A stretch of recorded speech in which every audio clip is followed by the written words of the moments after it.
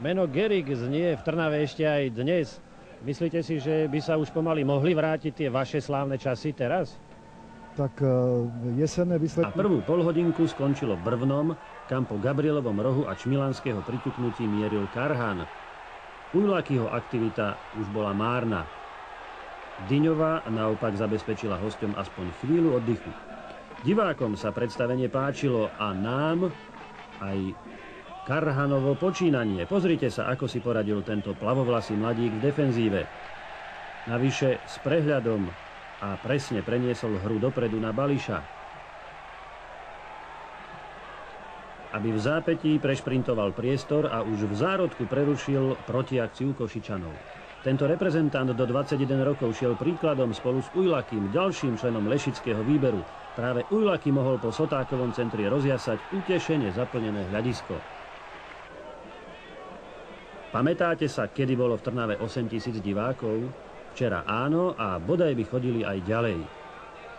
Kto sa po prestávke nevrátil včas na svoje miesto, nevidel gól. Padol hneď po rozohratí zo stredu, keď Gabrielovu prihrávku usmernil Mačák Ujlakymu a ten napodobil veľkých európskych futbalistov.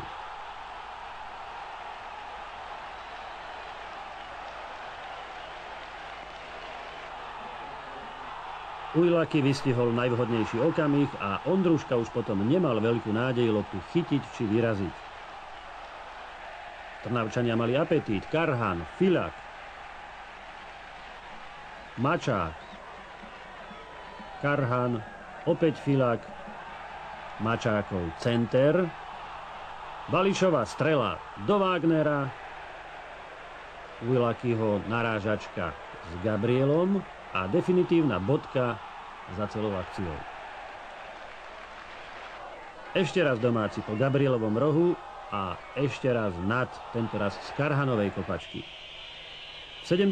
minúte vyniesli po zrážke Dyňu na nosidlách, chvíľu ho ošetrovali, zdá sa, že zázračne, lebo hneď po návrate na ihrisko elegantným spôsobom loptu po Pančíkovom centri spracoval i umiestnil.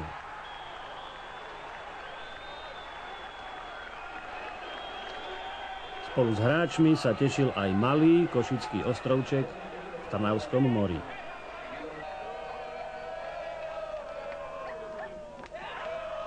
Zajtra určite napíšu v novinách, že Dyňov gól by mali v televízii ukazovať každý deň.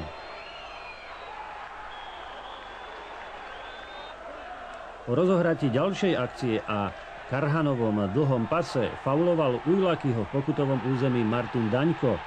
Penálta v prospech Spartaka, celkom jasná. Prizrite sa dobre počínaniu Lišiakov, Šimona i Hypa. Ujlaky mu balamutili hlavu, až sa mladý Trnavčan pomýlil a skóre neopravil. Hyb ho za to pochválil. Zvykne sa hovoriť, z minima vyťažili maximum. O Košičanoch to platí ako vyšité. Navyše im nechtiac pomohol Karhan. Pančík už potom len úspešne napodobil Dyňu.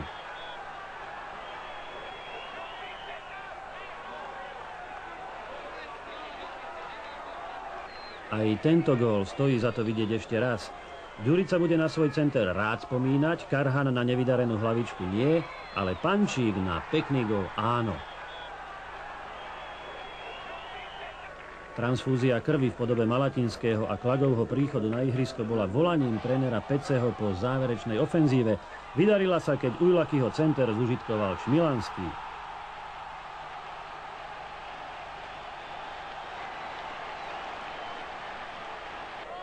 Po rohu Kula v páde netrafil, no Čmilanský v zápäti už áno. Trnava FC